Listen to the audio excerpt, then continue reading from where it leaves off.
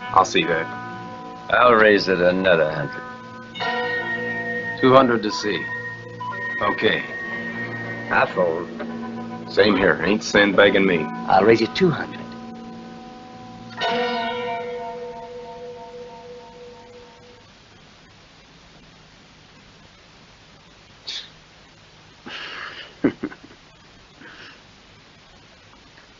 Say, boy, you're trying to force me to draw, ain't you? I know your system. And I know you're supposed to try and kill me. But I'm not losing my temper, of that I'm sure. If anybody draws first, it's got to be you.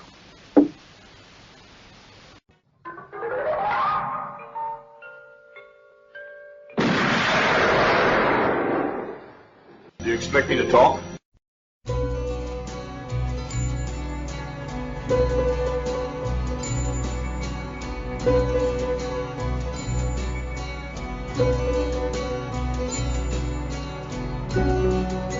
Hello and welcome to episode 232 of Do You Expect Us to Talk? I'm Becca, and this time we're trapped between two killers and a snowy landscape with my co-host Chris Byrne and Dave Bond. How are you both? Good evening, folks. Good evening, everybody. We also have a I was third. tempted just to say nothing there, just in honour of our protagonist. Oh, I see. All right. I thought you meant because like Gary Lineker didn't go on air last night. You thought, I'm not going to speak. it's just going to be mute. I'm gonna protest like about a person who I couldn't really care less about. Yeah. That's going to really date this show. That's going to really date this show. Well, also, it could be worse. Could we start talking about Des Lynam? Is she Des? Careful. I think after the whole Gary Lineker debacle, I think people were kind of thinking, "Oh, what's Des Lynam up to? Can we defrost him?" He's about 80 now, and I don't. Is he still going? He's still alive, but Yeah. I think he pretty much retired at the end of the 90s. He was probably relishing the chance. Though, didn't he? Sorry? Didn't he do Countdown? Yeah. Oh, I forgot about that. Yes, Did he did it for a while, but he was commuting to do it, so he only did it for a few months. The strange thing about him, right, is until the last few years where Lineker has genuinely nailed it, he's the most relaxed presenter I've ever seen. Like, He's very chill, isn't he? Yeah, it never looked like he was presenting, right? But he went to like ITV and suddenly looked really tense, and then I saw him on Countdown once and he looked really uncomfortable on that as well. It's like he lost his mojo completely. After not presenting a sports show in smooth style. Could be that. Anyway, also introducing our epic film music expert, Charlie Brigden. Hello. Hi, how are you? Is he epic? Is the music expert, or is it epic, or his expertise is the epic bit? Just everything. I'm confused. Generally, we are all epic. Thanks. I just thought, I forgot to introduce Charlie as we're getting diverted to you speaking about Gary Lineker and the epic fallout. Yes, welcome to Match of the Day. Yeah, they'll get to us eventually. They're going down the list of people saying no. Because the thing is, they did it without any commentaries and stuff like that, and then the it was 20 minutes, wasn't it? No, It was but the reduced immediate to the shortest show forget ever. that, right? Because you've always got people who don't like him who will go, "It's better this way." But the immediate reaction was, "That's just failed every accessibility standard there is." Yeah, You've just put silent football on. What's the point of that? Might as well just go and watch the real thing. I don't know. Oh. But yeah, no, it's spectacularly shot them in the foot, and it's just sort of gone the way that nobody would expect. And it's just ridiculous. Basically, it's just... So, as a desperate reach, Match of the Day was silent last night. I like to think it was on our podcast of the film we're covering today. Yeah. He was probably listening last night or a couple of days ago. What with Samuel L. Jackson? With Samuel L. Jackson and the the Queen's not Force Ghosts of the Queen as well, Ghosts right? Of the Queen now as well. Ronnie's tried it on with her a couple of times. There you go. Right. Oh my God. He's tried it on, and Gary's having a listen, and he gets the good, the bad, and the ugly, and he's all ready to watch Once Upon a Time in the West. He sees The Great Silence. He's like, I've not seen this. He's like, shit, and I've got Match of the Day to do tomorrow. Let's get online and call the Tories some cunts. That'll get me. That'll get me out of it. I can watch it ready for what they think. Oh my god. They are cunts, though. Well, yeah. Yeah, they are gets generally. No disagreement from me. Not at the moment. The most Tory people I know are going like, bloody hell. Let's all remain really impartial. Right, let's stay off it now because we don't do politics. Well, But yeah, we're well, allowed to I slip mean, down again. it's been quite impartial. We all just agreed on something. Yeah, I know. Well, exactly. I know, but we haven't done politics since the early days, but we had to give it away there. Yeah, so we're talking about a film that's inspired by Malcolm X and Che Guevara. Yeah, and Yeah, Gary this is it, Lineker. Yeah. No politics. No, that's it. Yeah, it's a highly political film, politically charged, by sort of leaders of revolutions whose deaths actually helped their cause. And no, we're not political at all. We're not. No. It's very much like Gary Lineker. It's like, you fall on your sword, and it's like, it's like the sacrificial lamb, isn't it? When you say it fell on his sword, that's not a euphemism. He didn't fall over with a stiffy, did he? No, it's not. Alright, okay. I mean, it might have been. I have no idea, but I don't know anything about his personal life. We'll see if he's. We'll see. As Ted Danson fell off his chair, we don't know. We're I'm still 8 searching for the answer. I'm 8 seasons into a rewatch of Cheers and he hasn't fallen off his chair yet. And it's a bloody comedy. He's got a chair in his office and he's naturally a bit lazy and loose. You'd think he'd fall off his chair once, wouldn't you? We need to write to him and say, look, is there a scene where he falls off his chair? Well, I wrote to Robert Darby and he didn't know. Oh no, Robert Darby. Okay. No, but you've heard of some rumours, though, hasn't he? That's what I think. That's what you alluded to. Yeah. Definitely. Well, it's like we're watching. I just had on a Crafts, obviously the dog show at the moment. Best in Show this evening. At the live stream, and obviously big supporters in the States and other countries too. And obviously they have to honour like the supporters of the show. Obviously they had Chelsea pensioners, but a lot of people were like, who are they? What do they do? Why are they called? It was like, need to explain this to a foreign audience, which is fair enough. You would have to explain it to most of the British audience, to be fair. Our knowledge of our own culture is quite weak. I live in the Chelsea hospital. No, that's it. Yeah, it's just one of those things, isn't it? You kind of it goes both ways. I mean, yeah, we do. Majority of our listeners are across the pond, so there's probably quite a lot that we have to explain. It's just you realise how low our educational standards are. In that, like, every time my wife asks someone how you spell something, she's taught, because she's Romanian, yeah, she's taught it wrong. You're in your and there and everything else. I've had to like deprogram them. DM me. Yeah, they perhaps follow the American. Loose and stuff like that. Every single one of them, I've had to deprogram her for being taught it the wrong way by helpful Brits who can't fucking spell. Is it the wrong way? It's just a different way, isn't it? No, I suppose it's wrong. No, it's wrong. No, it's wrong. He says. Well, I'm sorry. There are 3 different versions of there, and they all mean different things. Yeah. You can't go however you feel. No. We should perhaps just learn it. Perhaps I don't know the American way or other ways, for example. Anyway. Well, to be fair, they are taught American English. So her cousin's husband did walk into a shop and he was asked about money, and he said, "It's in my pants." And this Cornish person looked at him like, "Oh my God, some illegal immigrant's going to flash at me." No. He was neither illegal nor going to flash, but this is a very white area. No. So, Although having said that, I know when I was once engaged to this American guy, I worked for, well, not worked, but kind of helped out a little bit for a while because his parents owned a gas station, owned a petrol station. Obviously, I didn't work because I was in there on a student visa, but I sort of helped out a little bit, sort of manning whilst he wasn't there, sort of thing.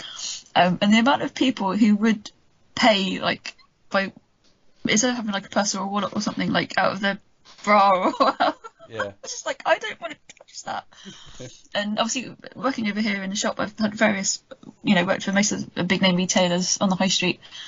It doesn't happen half as much over here as it does over there. I'm just sort of like, unless I was like, I don't want any money or cash that you have to give me that's come out of your bra. And I know, thank you, love. Well, my wife used to work in a cash centre, and they used to have to wear gloves and kind of handle all the money that came through really? the cash machines and stuff, and the ones that had been rolled up and had various substances inside. Oh no, really? Yeah. Oh my God. And all kinds of things. It's so dangerous, isn't it? It really is, because you literally don't know where it's been. Yeah, exactly. And yeah, you kind of you put yourself open to so many bloody stuff. Oh my God, bloody hell. I think we should start a separate podcast about all our cultural experiences rather than about film. I don't think I've got a lot. I don't think I've got much cultural experience, quite frankly. You've been to Sale Town Hall? I haven't. I'm sure you could tell me some stories. Well, Yeah, I'm sorry to have missed out on the big day there. Yeah, it was a lovely room, and that's pretty much it. well, I'm learning. Yes, I'm learning lots. Becca, what are we covering tonight? We've been recording for about like 20-25 minutes, and it's just like, oh my god. I think our podcast works better when we just do ramble on. I think, quite frankly. Don't talk about the film. That's Okay, what so we're not talking about. Yes, but this is the section of the podcast I'd like to refer to as paying lip service to the title of the podcast. yeah, literally, quite literally. So yeah, I apologise in advance for we're mangling. doing a shit job because we just nothing but talking for the past. Well, it's called you expect us to talk. What are we supposed to do? Interpretive dance? Interpretive dance doesn't go very well for a non-visual medium. But yes, tonight we had this. Excuse me. So yes, we are discussing Charlie's Request, and I'm so glad that he recommended it. It's The Great Silence, starring more names that I'm going to mangle, so I can only apologise. Jean Louis Trintignant, a lot, some French dude, and Klaus Kinski, who is amazing, Frank Wolff, whose name I can pronounce without problems, and Vanessa McGee in a debut role. Original score by Ennio Morricone. Story by Sergio Corbucci. Screenplay by Vittoriano Petrilli, Mario Amendola, and many more. And directed by Sergio Corbucci and released in 1968. What I love is you are incredibly nervous of pronouncing anything until it comes to an Italian, and then you throw yourself in the gusto and really do it in a sing-song way. And you go, it's Jean Trintignant, a Frenchman, and then it's Sergio Corbucci. Well, if you're gonna do it, you might as well go all in. She's not that confident with English names. No. Frank Wolff, I can say his name. Tom, Vanessa did I say McGee. that right? Tom? I've literally, obviously being dyslexic and tracking the rest of it, I'm like, I want to get it right, but I've literally just copied the way Charlie wrote it. I've literally written Trintignant. So I thought, well, hopefully that's how I can pronounce, so I can apologise for any fans of French cinema. If we ever come to do any sort of like a New Wave film or anything like that, then I can only apologise and just going to mangle your names. Likewise, if we ever do any sort of I'll just say look it up on the Wikipedia on go to IMDb. There you are. Yeah, all we said to Becca, right, and this does work. If you take his name, say any three-letter words in a strong three-syllable word that begins with a T in a French accent, and end it with something that vaguely rhymes with filet mignon, Trintignant. you're gonna be roughly right. It's not difficult. Yeah, I mean, I've always said when you're trying to get pronunciation, it sounds dead stupid. Yeah. But if you just do like your own French accent, it does actually work. You do get the pronunciation right. You know, and it sounds daft. It sounds almost like insulting to go like all this kind of thing like if you. But if you start like doing that French accent, Welcome to Language Skills with Chris Byrne. Welcome to Translate French 101. Yeah, but I think a lot of people struggle with it because they try and do it in their own dialect, and it's like doesn't quite work. In their own dialect. And yeah. Well, obviously we've got English, and then we've got regional accents on top of that. But obviously you get them, wherever you go. Filet mignon, innit? Starring Jean Louis Trintignant, Klaus Kinski, Frank Wolff, my Dorset accent, my Wiltshire accent, top of my Okay, character. so that's The Great Silence. Yes. Charlie, tell us about why you. That's next week. Join in next week when we go back to try to pronounce Charles Bronson. Yeah, don't let him out of jail. Oh my god. He's not allowed out. He needs to stay inside. But it's okay. There's still some Italians in it for Becca to pronounce in a singing voice. I probably mispronounced his name. So yeah. Well, I couldn't pronounce Mario Amendola, so I mispronounced that name. But I got Corbucci right, definitely. And I do know that any Italian names, you've got a C and H. If you've got the H, it makes the C like a hard sound, so it's not a ch, but it's a k sound. So I knew that much. Skaki. Yes. Yeah. So Anyway, I'd like to put Charlie on the spotlight. Why The Great Silence? Why is it so great? Let us know your insights, please. Well, we talked previously when we did the Dollars trilogy about the what's called revisionist westerns, where you have kind of these films that are very non-traditional and subversive compared to what are considered the classic westerns, the kind of, the ones where it's like the John Wayne against the cowboys and stuff, and you've got the white hat, black hat thing, and the sheriff and all that kind of thing. Excuse me. So this film just takes that and just subverts it in the most amazing way. And it's not even like, I mean, you can take bits of, even though the Dollars trilogy, particularly the second and third one, are really brutal in places. Talking about last week about when Tuco gets his ass kicked by Lee Van Cleef, Angel Eyes, and his subordinate, and how brutal that was. And then it's kind of like in this film, you get that atmosphere and that mood for the whole film.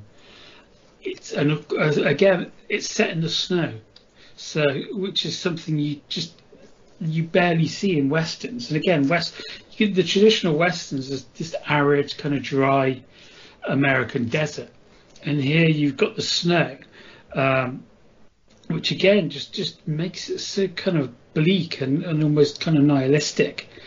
And then, bad word coming up, it's political as well, with the way it deals with the bandits who are really just kind of struggling, hungry for food. Meanwhile, you've got all these guys, the bounty killers, going around just kind of killing anyone. And it's kind of even the hero, so to speak, Silence, as in Jean Louis Trintignant. No, he's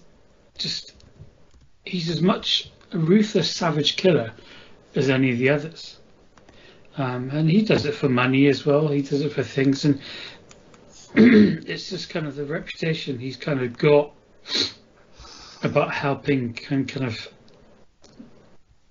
people in need, as it were.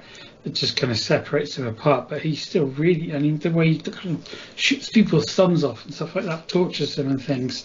And again, it's something that kind of comes back to a few dollars more, and we'll come back to when we watch Once Upon a Time in Once Upon a Time in the West, is the idea of how traumatized these people are by previous events and how revenge comes into things on both sides. And also, he's mute. He doesn't speak an entire word through the whole film, doesn't make a sound. So you've got him, and then opposite you've got Klaus Kinski, who's amazing, and who talks constantly. And he's got those big kind of blue, kind of almost Aryan eyes, and it just makes the most perfect villain. And without going into the ending, which obviously we'll discuss later, again, that's a massive subversion of the classic Western climax of kind of the hero versus the villain and all this kind of thing, and they're riding into town to save the day, and along with a beautiful, beautiful, melancholy Ennio Morricone score. It's such a horribly beautiful film, and I think it deserves so much more recognition, and I prefer it to any of the Dollars trilogy, to be honest with you. I'm done. I think that's thank you. I think that's a perfect way to describe it. Horribly beautiful, because it is really bleak compared to but like, beautifully shot and really grim at the same time. It is definitely. The score kind of did that as well, because there was places where I was thinking this is so much more melancholic than anything in the Dollars trilogy, and then I'd feel almost a grandeur in certain scenes. It's just due to like the vastness very of the strings, landscape as well. it's a very sort of, I couldn't think of the word. I can't even think of the word for the score. It is like operatic but it's not big enough to be operatic in my mind. It never goes that far. Like No. you said, it pulls back. They got contrast to more like sort of strings and trumpets and that. It's got strings and a bit of. I don't think it's xylophone, but you get the idea. It's got a bit of something like that. Yeah, it's got something that's like is quite progressive compared to like how like the Dollars trilogy, how pared back in essence, how like I don't know, animalistic. It's more kind of I'm not quite sure. Tribalistic. I'm not quite sure what the word is. Yeah, again, we used to, the catchy theme of the Western. Is an iconic part of the Western kind of film cinema landscape, and even down to the Dollars trilogy.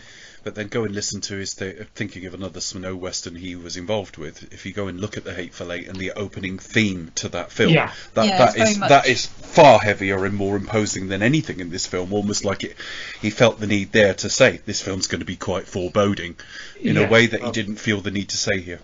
Well, Tarantino has said he's a huge fan of the Grand Silence. Yeah, and you can see that. The relevance is it's set. For those who haven't seen it, I just want to say a couple of things. In visual terms, if you've played Red Dead Redemption 2, it's just before you come down into Valentine, right? It's a bit up in the snow.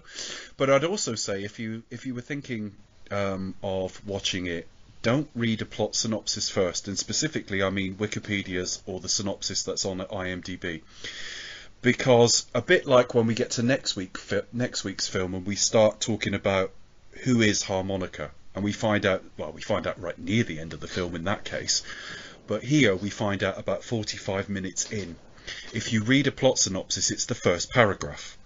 So you think you're going to see a scene, and then you think you're going to see X years later, and it's not how the film is structured.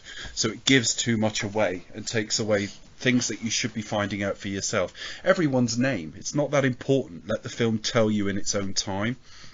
It's they've got a hard way of living. It looks like it would have been a hard shoot as well. A lot of this was filmed in Italy, which is rare in itself. Because obviously Spain used to stand in.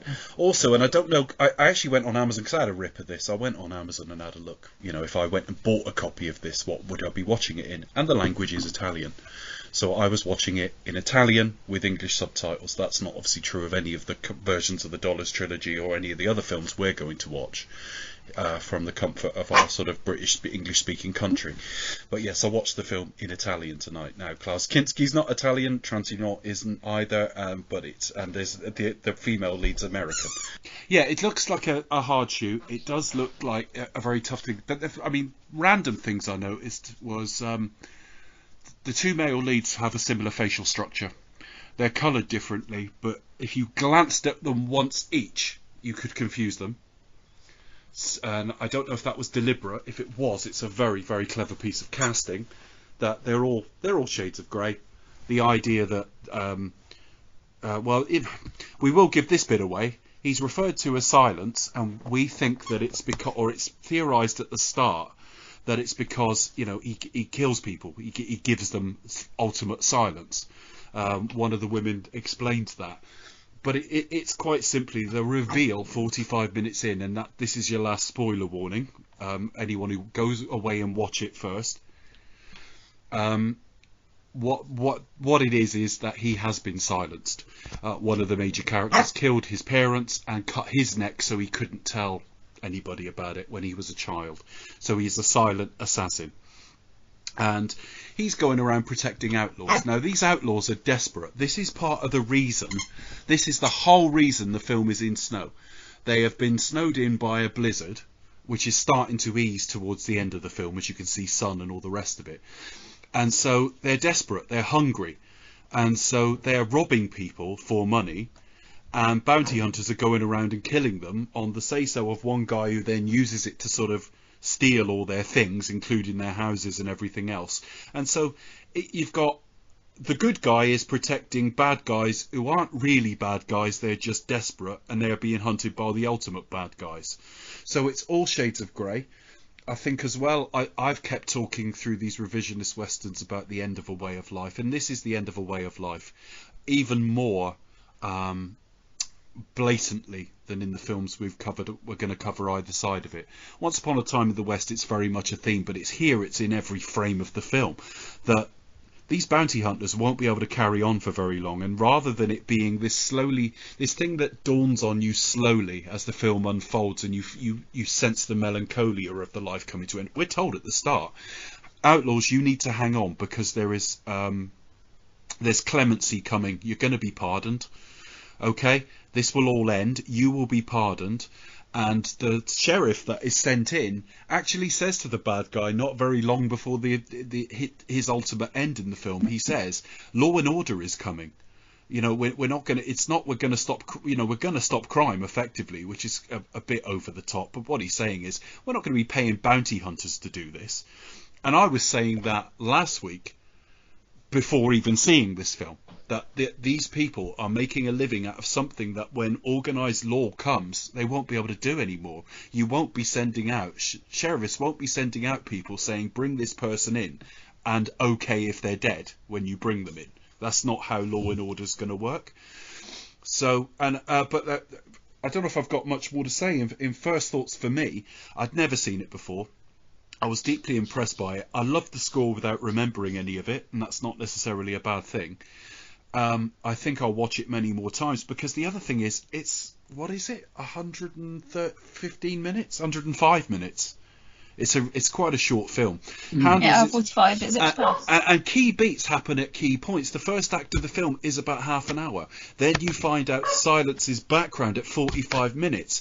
He gets into a physical relationship with the lead woman on about an hour. The final act starts at about an hour and 10, hour and 15.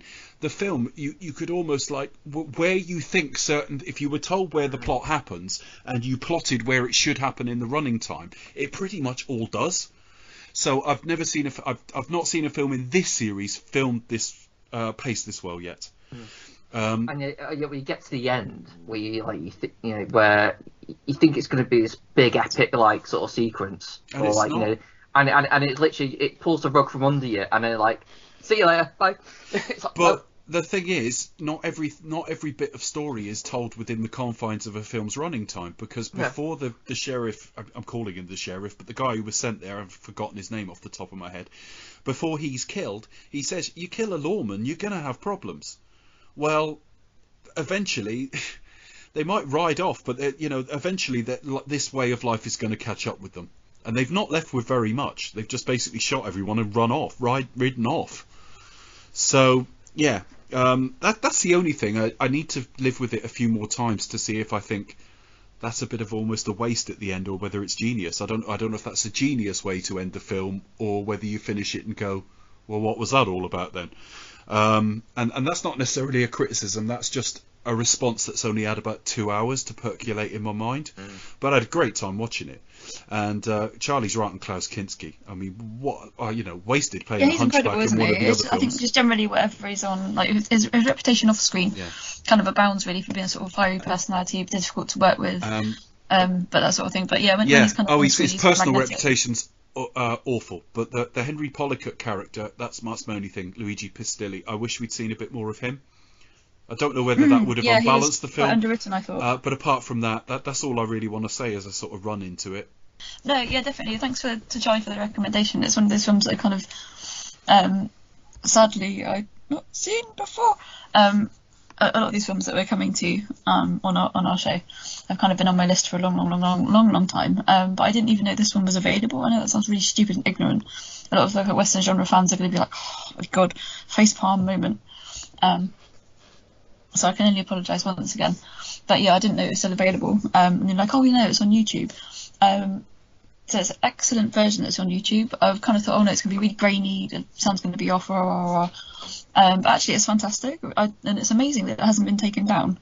So listeners, if you're seeking out a copy of this film for free, check it out on YouTube. Literally just type in The Great Silence and it'll be there. And there's also a couple of good documentaries making of explainers of it as well. They're also available from various channels. One is from Little White Lies, I think, about how this influenced Tarantino's films and westerns, for example, as well. And there's another one about I think it's called like Western in the Snow, something like that. There's your alarm. Wake up. There's also a very good Eureka Blu-ray from a new. It was from a new 4K scan recently, and that's got a couple of good kind of interviews and documentaries there, including one about spaghetti westerns in general, and also it's got a couple of the two alternate endings for this film.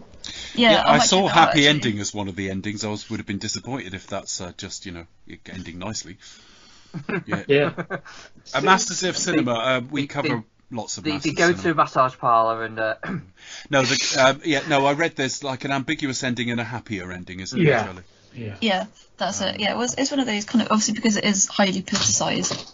The ending is obviously it's suitably bleak, where sort of greed and corruption and capitalism kind of wins out, unfortunately, because that's what was going on both in Europe and America at the time as well, and that's kind of what everybody was railing against, sort of in sort of late 60s, early 70s. A lot of political upheaval, student riots, civil unrest, just it's all going to pot basically, and things that were happening on the screen. Reflecting that, a few classic movies at the time. We see a lot of disaster films emerging at this sort of time, especially in the mid to mid 70s as well.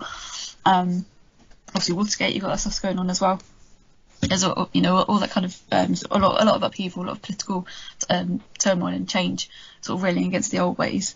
And as Charlie said, a revisionist Western is definitely the way, because it's traditionally all about sort of like traditional American values against traditional American landscape. But here you've kind of got everything flipped on its head, and by the end of this film, it's all just completely upside down. Perhaps it sort of makes sense that it's all. I'm still figuring it out. Perhaps it makes sense that it's all a bit of a mess at the end, because there's no good guys in this, really. It's all kind of great. I mean, they are pretty much like Silence, and this is his name Loco? Is his name Tigrero? What is his name? Klaus Kinski's character. Loco Tigrero? I don't know. Loco. Because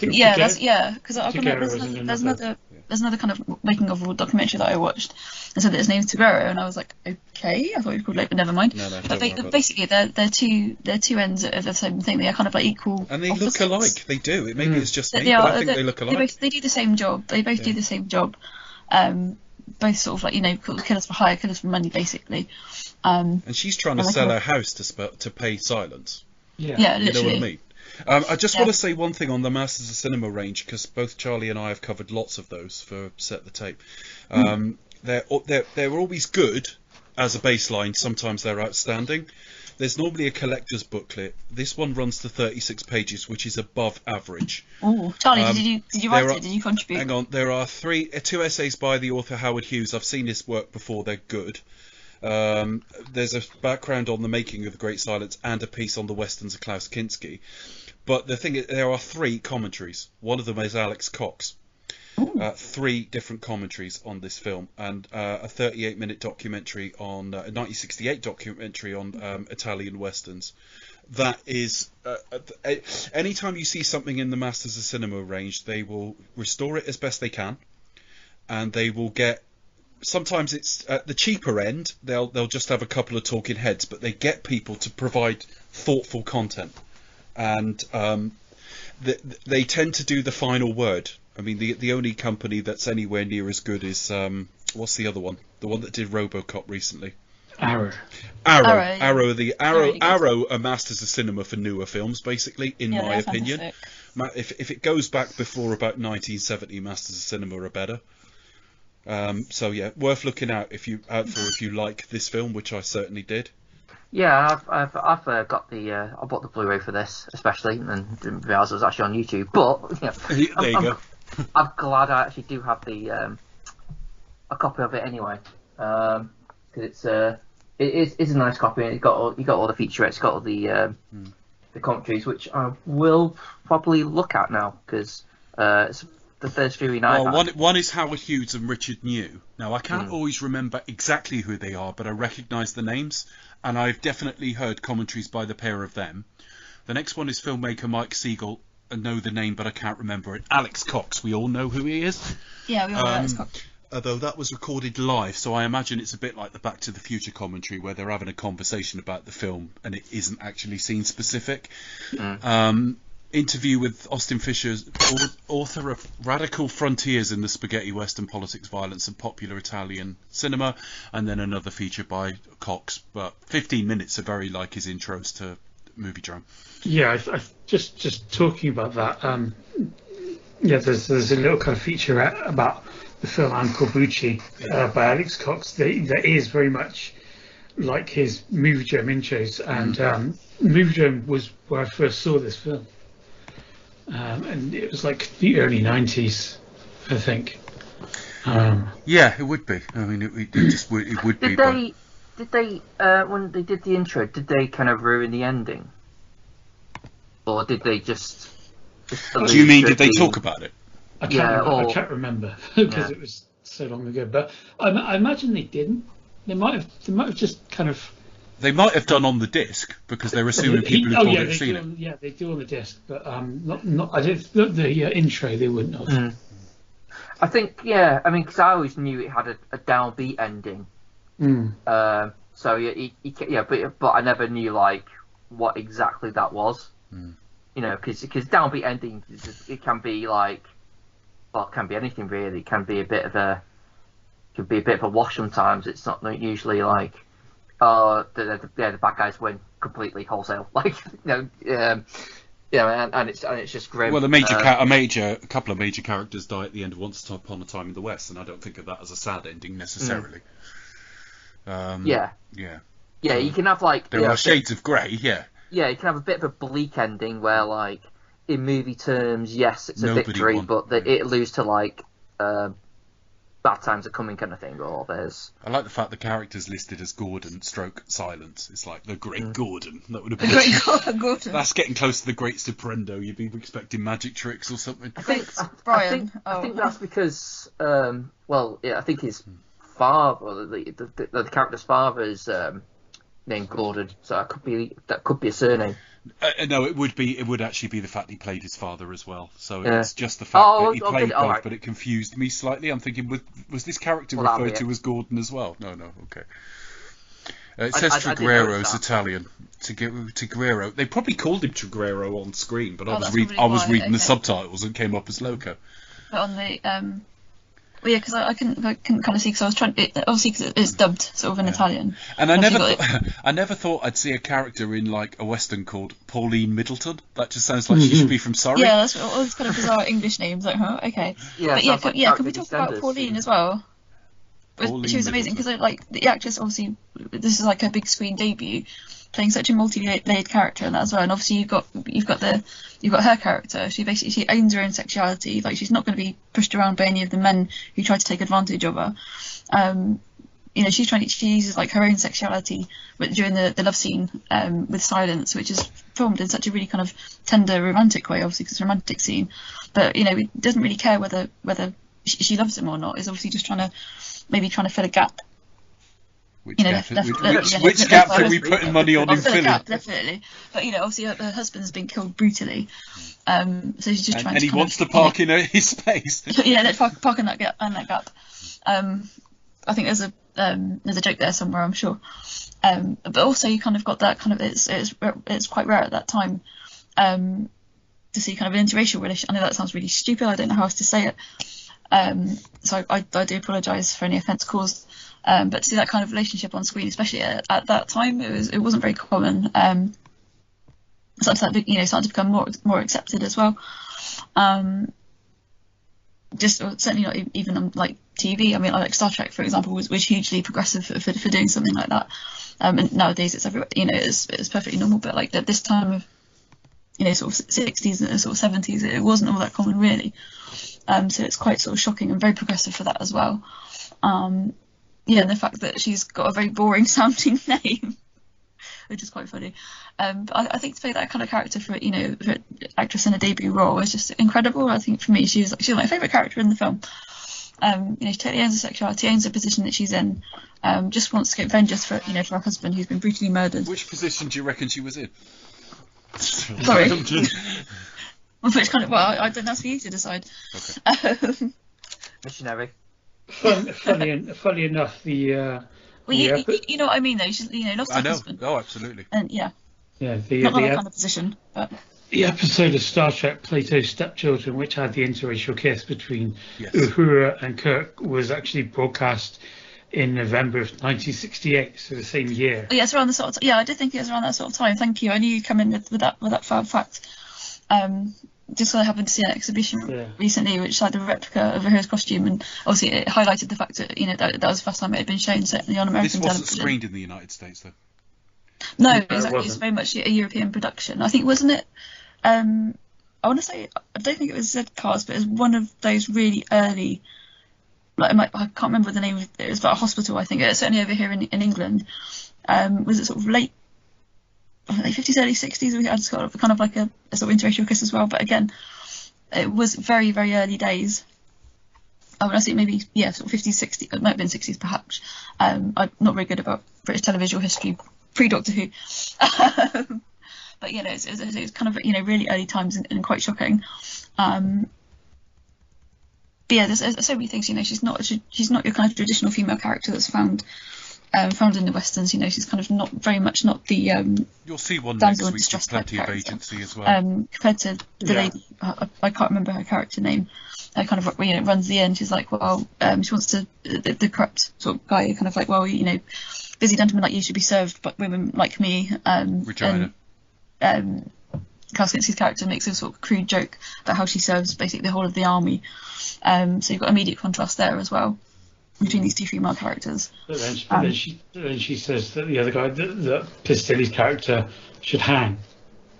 But exactly, that's it. Yeah. So there's basically, there's she's still kind of strong.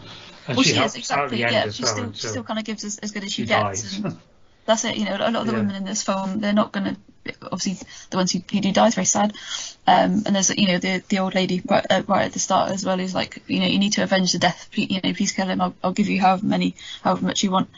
But yeah, the sort of female characters found in this film aren't your typical, that you would see in this genre, but by no means. It just kind of blows, all those kind of tropes and stereotypes out of the water, really, which again makes it. But yeah, definitely, I got blown away by this film. As soon as it finished, I was like, right, were I not doing this podcast, I quickly rewind it and watch it again. But yeah, I think what I'll do is I'll check out price points and everything. But I will. Do you know what I find I'll incredible? try to pick up the trying to pick up the home release of this. I as might well. do, and I don't buy discs anymore, so we'll see. I'm going to fall off my chair and surprise. But what I found incredible was you sometimes forget. This is the thing with subtitles. I have no issue with people who'd rather listen to dubbing. It's up to them. Enjoy a film however you want to. But sometimes I can get so into a film I forget it's like subtitles. Like literally, I was watching it downstairs on my TV today and I needed the loo. So I went into the toilet and I left the film running because I thought... You take it with you? No, because I thought I'll just leave it running because I'll have a listen. I'll listen to it. And I went in the loo and I suddenly thought, this is in Italian. Right? And I'd been watching it for an hour. Now, I knew it was in Italian, but like on some level I'd almost stopped thinking about it, and I just went to the toilet, like I might with any film, particularly if I've seen it before, and I'll go, I can still hear it from here. So, yeah, the film had me. It really did. Yeah, really good, definitely. But yeah, The thank you funny for recommending thing it. about the two versions, though, 'cause I did flip between, because I had the Blu-ray, so I You've kind of got like... different versions, yeah? I'm sorry, I got what was on YouTube. Yeah, so I got the... So I did watch the Italian speaking version with the English subtitles, but it had like an English dubbing. But I flipped through it. It still had the subtitles, and like the English dubbing and subtitles were different. So They don't match. No, I don't. Had like but also like had a completely different set of dialogue. So Well, I noticed it in a might be couple of bit- places because obviously there is something in common. I can't speak Romanian and I can't speak French, but I understand a little bit of both. And I heard, and some of it's obviously derived from Latin, which I did a bit of, and there was certainly a bit where the sheriff said something, and the subtitles came up with something of the same spirit, but it wasn't a literal translation. Well, in the dub version, the sheriff's name is Burnett, and in the Italian version, his name is Corbett. Right. Yeah, that's what. Because I think the Italian version is the one that's on YouTube, and the sub didn't match the dub, and I was like, I mean, so that's hence my confusion over what Klaus Kinski's character name was. If you watch a lot of dubbed foreign films, you'll notice that because they're being dubbed for a certain locality, that they will be sometimes subtly, sometimes not. Like take the original Godzilla film and some of those. Though the dialogue and was changed specifically for the American audiences. So There'll be a consider sort of that regionality there, won't they? So. most of these films are going to be dubbed for America. But what most people don't do though is read subtitles for their own language, because we don't need them. But of course, I live with someone. I stay the subs on all the time. But my wife it's not her first language. I mean, she's fluent, but it's not her first language, and she often says to me, well, it's a default now. The subtitles are on because she said it helps me learn. I hear something, I go, what's that they're saying? Okay, and you will see all the time they're shortening it for the subtitles. Somebody will say a sentence of 15 words, and the subtitles might only be 6.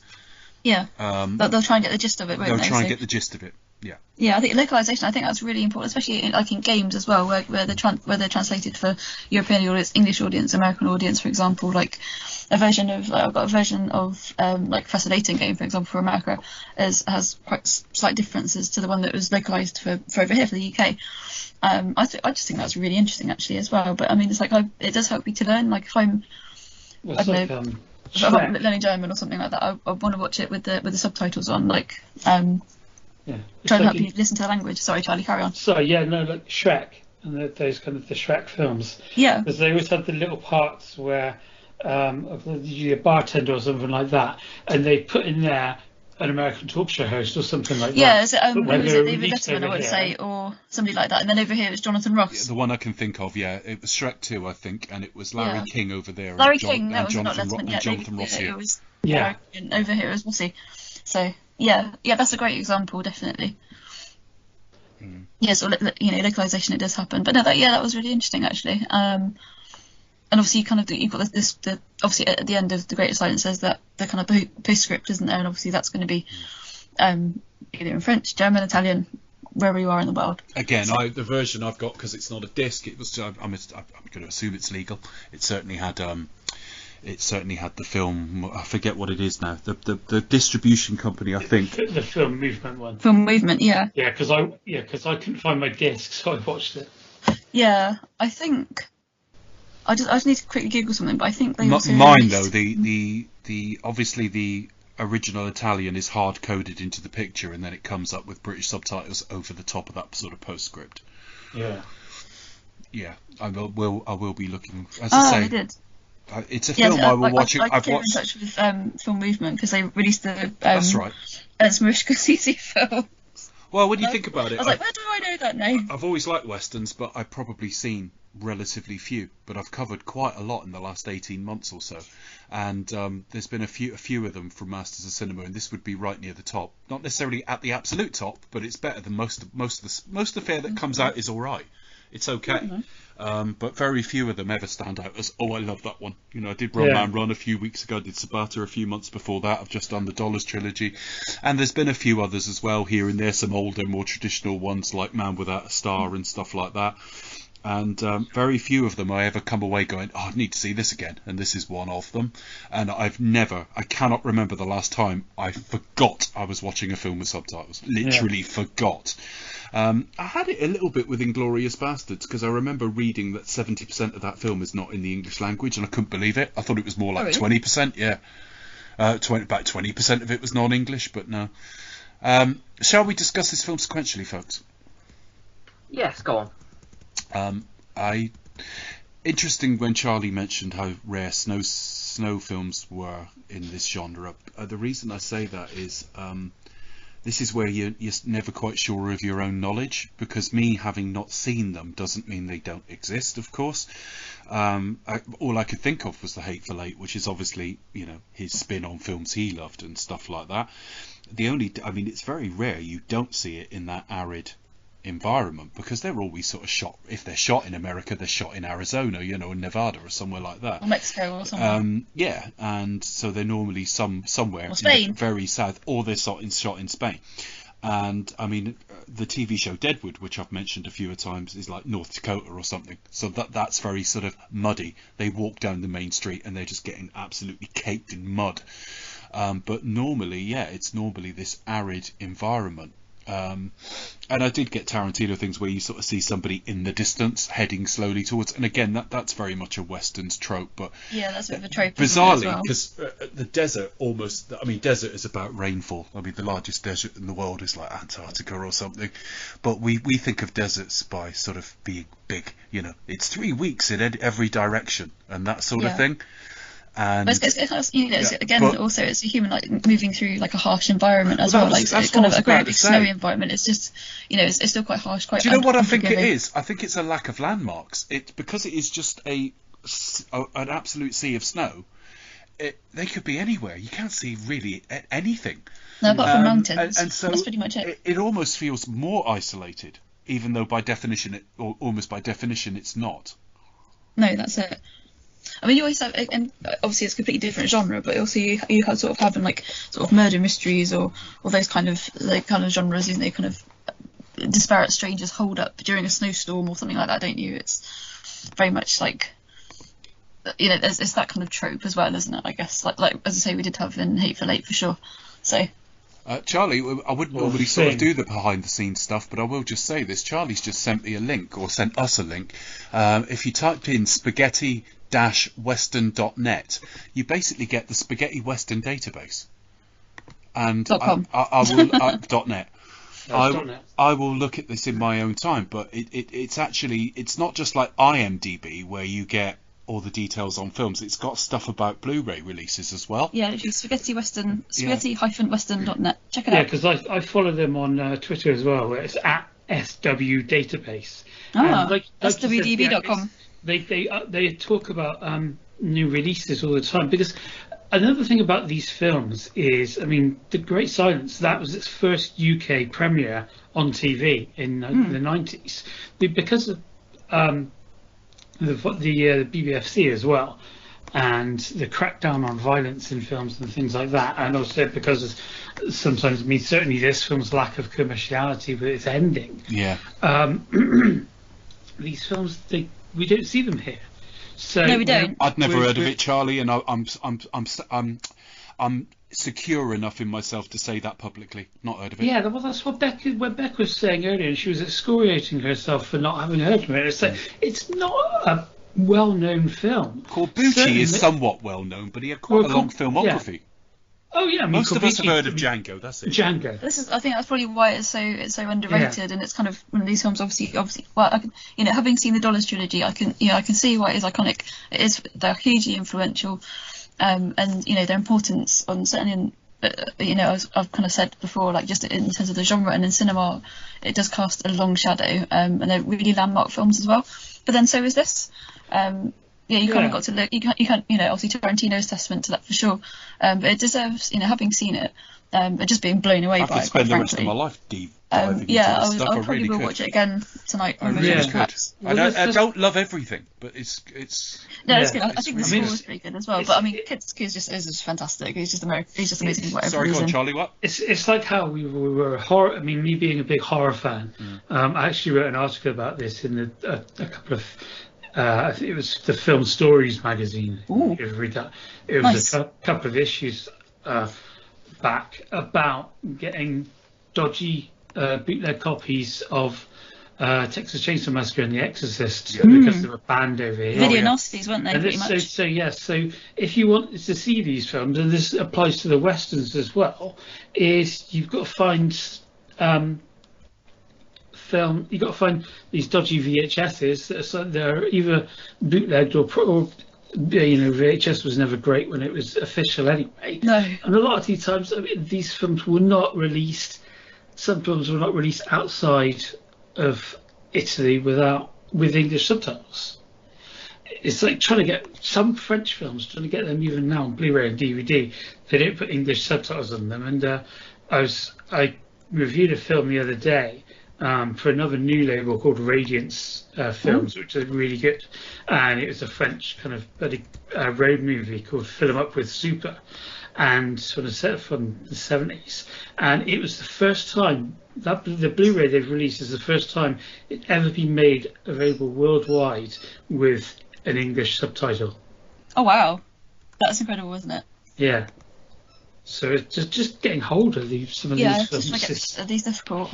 Yeah, that's why Movie Germ was so good, because they were kind of bring these films over. Yeah, kind of bring these sort of under movies over and try to get them to this. I think we should. I think we've had this discussion before. They need to bring back Movie Germ, don't they? Really? Yeah, they did. Just bring it back. I just think get Alex Cox going. Bring him out of deep freeze. And just revive that movie we're doing, Strand. Yeah, but like you were saying about the opening scene with the snow, and it's so isolating. And you say you've got 5 or so guys waiting for silence. But I should have felt the same way at the start of The Good, the Bad, and the Ugly or something, but I didn't. Not to the same degree. It's something about the snow. Yeah, and you trotting through the snow, and you've got 5 guys or so waiting for him. I was worried about his poor horse as well. I thought, oh my God, he's going to freeze to death. When we say 5 guys, not the burger company. Yeah, exactly. So it's like, where are these guys going to come from, and is he going to be all right? It also just looks it just looks great as well. Yeah, it looks amazing. It is kind of what actually is amazes me, how not many other westerns have utilised, like, set it in the snow landscape. You know, You feel like they missed the trick. Yeah, because it just looks great. You know what I mean? It's you know. At least they've got a reason to do it here. This is it. Yeah. Well, If you tried to do this in a hot environment, the only thing they might be missing is water or something. You don't. It has to be this, really. No, this is kind of what I was getting at, because on our chat, when they sort of film, I can tell you about mise en scène, I can tell you about plot characters, kind of stuff. But when it comes to technicalities, I'm not that great. So I kind of asked about like the properties of Technicolor Eastman colour, which is the process that this film was made through. I thought, is it particular look? Obviously, Technicolor films are very, very bright and very vibrant, and all the colours kind of very rich and just leap off the screen and into your eyeballs. But with Eastman colour, obviously, it was very, very cheap. It was a lot easier to use. It's more accessible, and eventually why it sort of went out, really. And I kind of wondered, does it kind of give, obviously everything's a little bit more muted a bit, it's quite gritty, it's quite grainy, I guess, although the transfer was really, really good. Just in terms of looking at some of the Paul and Pressburger films, for example, like Black Narcissus, which is Technicolor, just looks so vibrant, and then when you get to kind of like the later films, they kind of, it's still very colourful, but perhaps look a bit more lurid and look a bit more kind of a bit seedy, perhaps. But not that this film looks seedy at all, but I kind of wondered, did using Eastman colour have an effect on like the way this film looks as well? I mean, obviously it was chosen perhaps for its cheapness, perhaps, but I don't mean cheapness in really tacky way that it's horrible, sort of thing, but just in terms of its ease of use and accessibility. But perhaps did it help to give this film its really iconic look, that it is kind of a bit more bleak, and unforgiving, perhaps. I don't know if it's iconic, but it's certainly appropriate. Yeah. I think it looks iconic. Everything to me is iconic, really, quite frankly. You're an icon and you're a legend. That's as far as I'm concerned. Yeah, I don't really think it's famous enough to be iconic. That's what I mean by no. that. It's but when you say iconic, you tend to be praising, and we're not disagreeing with that, though. No. But I wonder if using that kind of that process and that sort of film stock really did help to give this film its kind of look, really, compared to other westerns, in the same way, or is it just purely down to the snowy landscape? You have to know how everything else was shot, and the information you get on different films just varies. I mean, even if you go to, all right, it's edited individually by people, but you go to a Wikipedia and the information on different films, not only in depth but in format, doesn't match up. So let me give you an example of this. One thing about Wikipedia is, I mean, it's a useful resource, but it's written by people. Yeah, well, let me read you what it says under the Great Silence. Box office, all right, and tell me if this makes fucking sense to you whatsoever. Box office, 309 million pounds, Italy, right? in brackets. Does that mean in Italy? Does that mean an Italian source? Either way, it would be bollocks, because nothing was taking £309 million in that year. It wasn't doing it in the early 80s in pounds, but there you go. 570,486 admissions, brackets, France. And then is that just in France? US, or, please explain. $53,000 US re-release. Well, what do you mean by re-release? It had never been released there. So you've got paid admissions, dollars and pounds, and probably different amounts of inflation. One's probably adjusted for inflation, and they're all completely unreliable sources. So it's meaningless. We don't know how well this film did. Yeah, I think it was re-released in the OOs or something. Yeah. It could have even been. It still Tarantino wouldn't have done over behind $309 million. There's no Western that's done Well, that. no, that's ridiculous. But an interesting thing about what Becca was saying is on the IMDb, under the technical specifications bit, they tell you who processed the film and what it was shot on. Yeah. It's like talking about Once Upon a Time in America, which is full Technicolor. Yeah, it would be. And the difference in it does make a difference with the kind of the grittiness of some of these films. But I was imagine, like, if it was shot in Technicolor, for example, obviously the reds would be a lot more like it would be. I mean, it's quite a bloody film anyway, but it would be even more so, especially against the contrast of the snow. But I kind of think, obviously, does shooting with a different process or a different film stock. The only example kind of I've ever seen of that where you can see a film shot. I know that's both really ways. stupid, and I'm sorry. No, any there's sort of there's only one film I can be... think of. There's only one film I can think of. Charlie may be able to think of some more. Certainly back in the silent era there may have been, but the only film I can think of that was genuinely shot in two different formats completely was Oklahoma. They shot it on one format in the morning and another in the afternoon. And look up Oklahoma. It was shot two completely different ways. Should we include that in all of the westerns? No.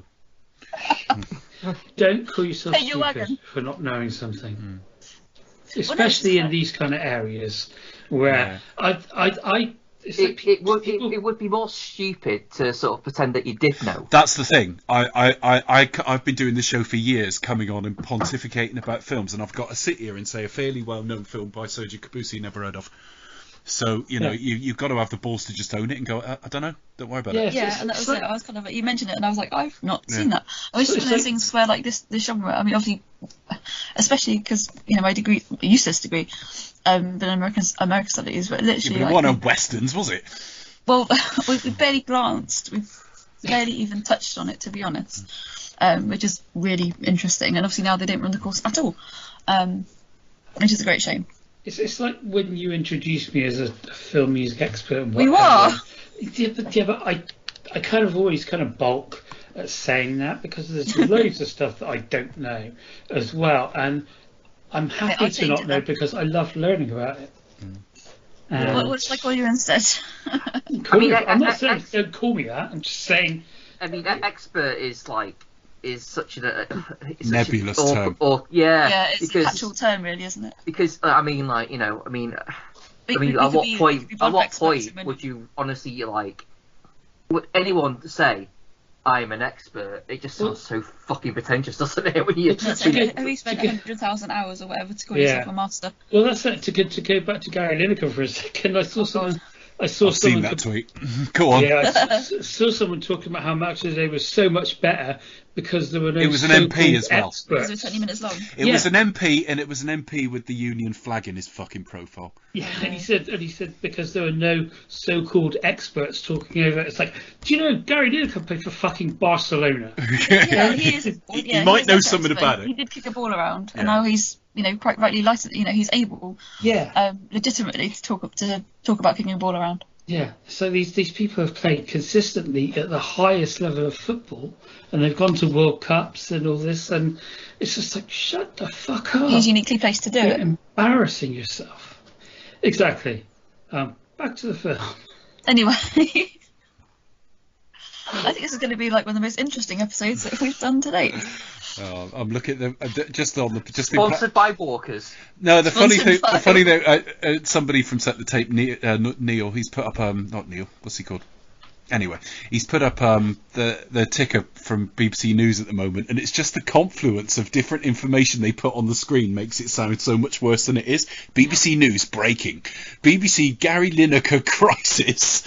BBC's football coverage disrupted across TV and radio, and then the next line says New York City 0643, London 0643, 54. It's got times around the world so that like you know exactly what the time was in Seoul when you found out the BBC was having a Gary Lineker crisis.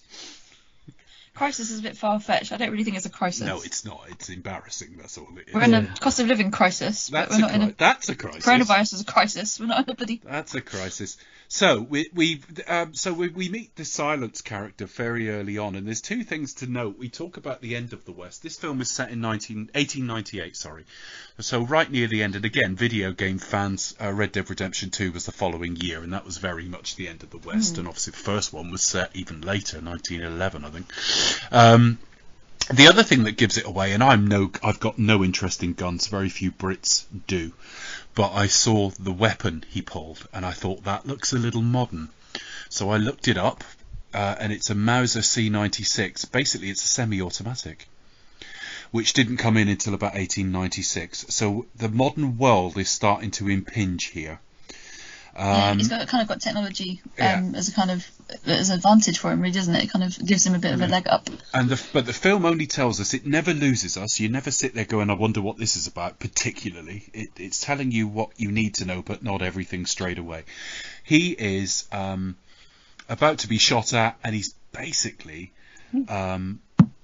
it's quite seeding it quite nicely. He waits for people to pull guns on him first, so that anything he does is self-defense.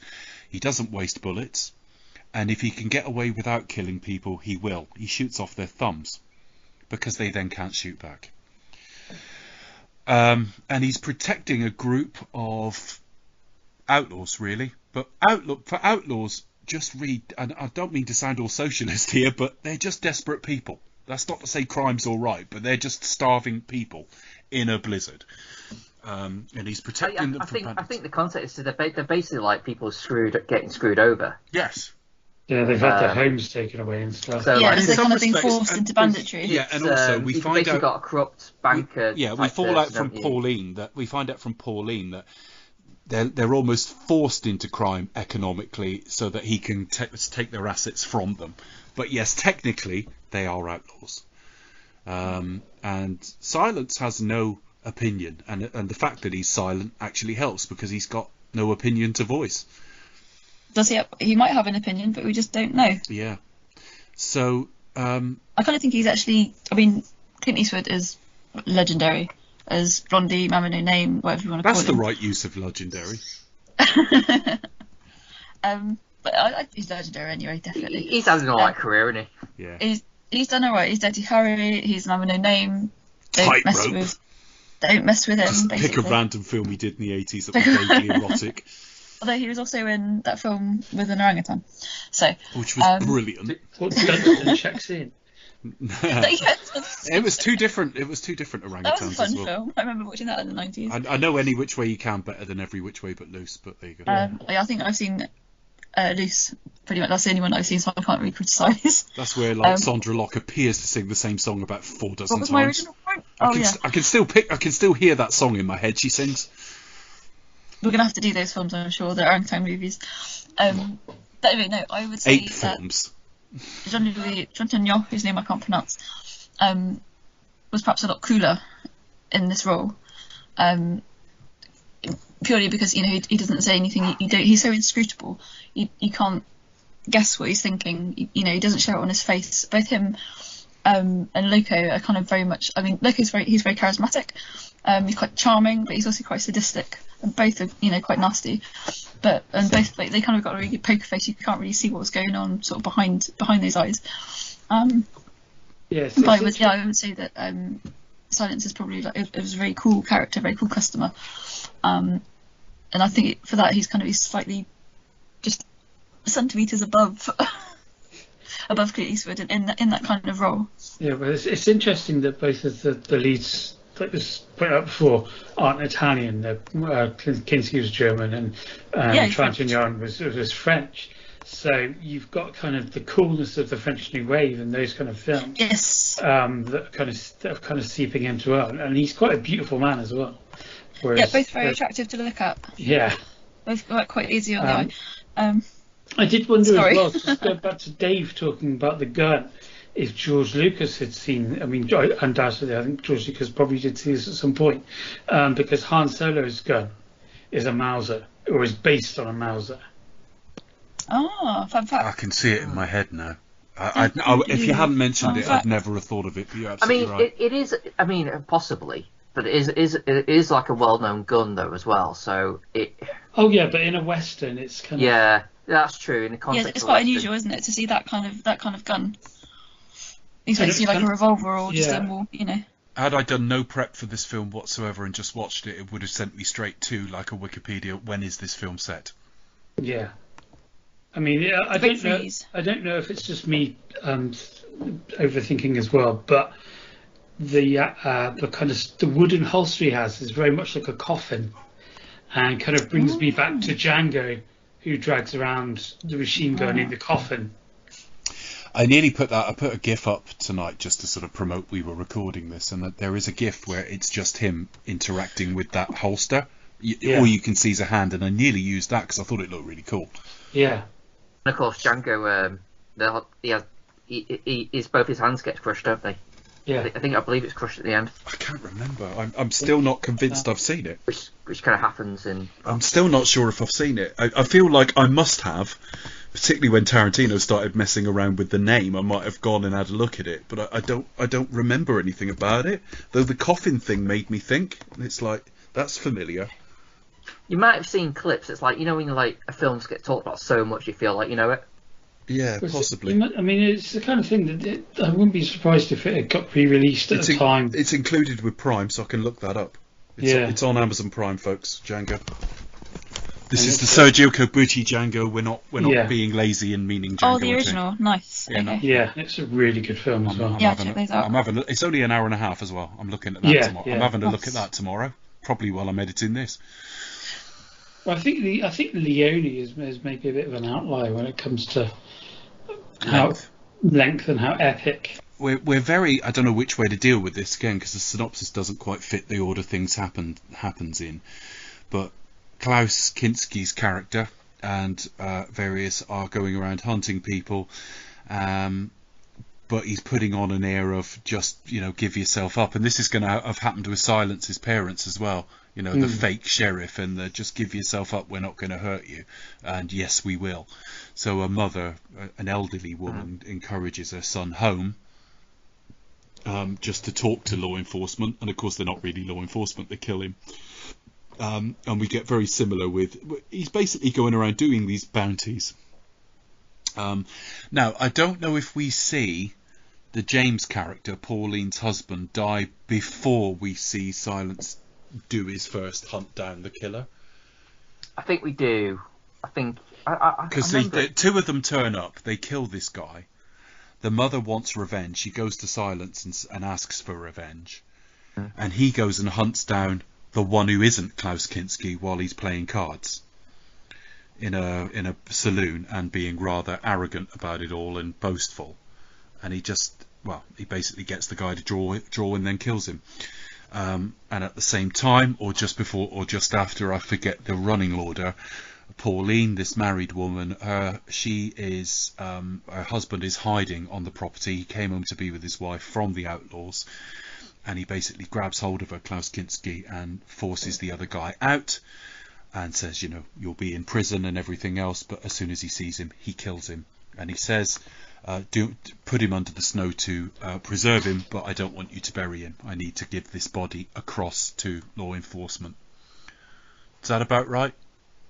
Yeah. It's kind of it's because there's the one guy who goes to his mum. Yeah, that's the guy I'm on about first. Yeah, and then Middleton. So that kind of conflicts thing a bit. So yeah, but that is pretty much right. And then she writes to him to say that she wants him to come and. Yeah, So she goes. That's what I'm saying. That's where he goes Yeah. to sort of kill the other guy. But the governor wants order maintained because we're already told there's an amnesty coming. Where that's coming from, I don't know, because I don't know if this is now in the Union or Utah's in the Union or what. I've no idea. By 1898, Utah are in the Union. I'll have a look actually. But the governor sends basically now all the prop descriptions describe this guy as bumbling. The guy they send, I don't consider him bumbling at all. Not particularly. No, he's kind of almost the one that represents the old westerns. It was in the Union. Sorry, it came into Utah was admitted to the Union January 1896. So we're talking about a federal pardon here. I think he's come to bring law to this town, kind of self-righteously. Yeah. Whereas the governor is just trying to get a patsy, really. Yeah. So it is very much that he represents the old West. But he sends him. He said, I want order. He doesn't want to continue having all these bounties and everything else. So he sends him there. His horse is immediately stolen by the outlaws for food. So basically he arrives and his horse is stolen, eaten, and he's left walking in the snow. And I don't know if the whole state is I don't know how much of the state the blizzard is affecting. I don't know if it comes It's looking from very hateful eight at the moment, though, isn't it? very much. Yeah, it is. He's stolen this from Quentin Tarantino, the arsehole. So he travelled forward in time, saw hateful. I thought, I know what I'm doing with this. Yeah. So this is quite decent plotting in that he now meets Silence and Luco, doesn't he? Yeah. With the stagecoach that comes past. Well, they actually save his life, really, because he's walking in the snow, and he doesn't look like he's going to die immediately, but he's not properly dressed for it, doesn't have a horse, etc. He's not going to last forever out there. But is it here that he hides his gun? I didn't see him hide his gun, but I saw him find it at the end. Yeah, there's a scene where he did kind of hide it. He hides a gun. That's relevant to the end of the film. This film is so tightly plotted, it's superb that way. Now, Pauline has written to Silence as well. She wants some help. He's a bit of a local legend that he goes around. And they've obviously heard the name. She says that he's Silence because he brings the silence of death and all the rest of it, which is not why he's called that. It is his vocal cords, and his neck is always covered, so we don't see it till later on, and because it's cold, it doesn't stand out as odd that his neck is covered. I think that's quite a good reveal, isn't it? I think it's one of those the suspense surrounding like Silence. Is it to do with because he leaves Silence in his wake, or why is he called Silence? And then when it is finally revealed, especially when they flash back to how his parents were murdered and everything, I think that's a really so it's one of the most striking reveals that I've seen in a long time. I really liked the scene between him and Loco in the stagecoach as well, because again, it kind of you've got supposed hero and villain opposite each other. Really tense. One of them's talking constantly, the other one's saying no words at all. No, that's it. And it's just the tension between them is really interesting. Yeah, you kind of got that kind of. They're sort of really opposed, but they're also very similar. They're not really on each other's radar at this point either. No, they're not feeling any fear from each other, and like I say, it's the ambiguity. Silence isn't out there just trying to like kill anyone who's bad. He's got no problem with this guy at the moment. But yes, he hears from Pauline, and Pauline is going to try and sell her house cheap at about a fifth of the price she could get for it to Pollicut. But he basically wants sexual favours, and so that doesn't work out. That's how she ended up putting a bounty on her husband in the first place. He wanted her. And are we getting straight to the beating already? Where Silence is beaten up? Yeah, because he tries to draw a match, and then he throws a match into his drink. He lights his cigar. Yeah. He's basically trying to get them to draw. Now, Loco's power here is that he knows that Silence will only let them draw, and it actually makes sense they're in the Union now. They're subject to some properly codified laws now. Yeah. But self-defense is fine in all circumstances. It just doesn't even get questioned. We'll see that later in the film with the bar owner. Yeah. Once you draw and you're seen to draw and there's witnesses, you can be killed. And he's trying to get the person to draw first so he can shoot. And of course, Loco knows this. You know, it's almost like put Batman in a position where he's got to kill and you'll win. You know, it's kind of interesting as again where it's kind of a bit of a stupid thing that silence does. But in a different film, it wouldn't have had the effect that it does in this film. In what way? Kind of like you see films where people make stupid decisions all the time and they don't. It doesn't affect their journey. Right. Whereas the fact that he does that and try to draw him out and he won't. Yeah. Rise to he's it. trying to be too honourable. Where really, exactly. Really, what he needs to do is like be less honourable and just be like, no, just shoot the guy in the back. And again, it's kind of like the chivalry of the Old West. But it's also it's a confused moral environment now as well because he's trying to stick with the law in order to do the right thing. So it's all rather confused. So yeah, it ends up with he tries to provoke Loco. Basically, it ends up in a beating. Silence gets quite badly beaten.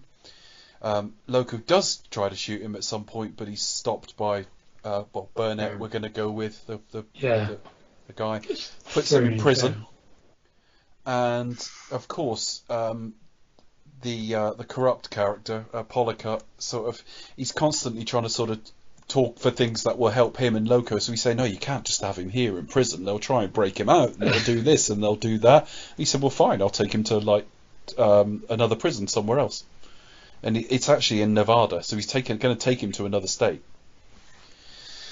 And Burnett wisely says to the townspeople, he said, look, because they're all now worried that the outlaws will come into town because law enforcement isn't there, and it will become a free-for-all of like violence in the town. And he says, provide food, put food on the outskirts of the town, and they'll stay away. You're feeding the outlaws. That's all they want.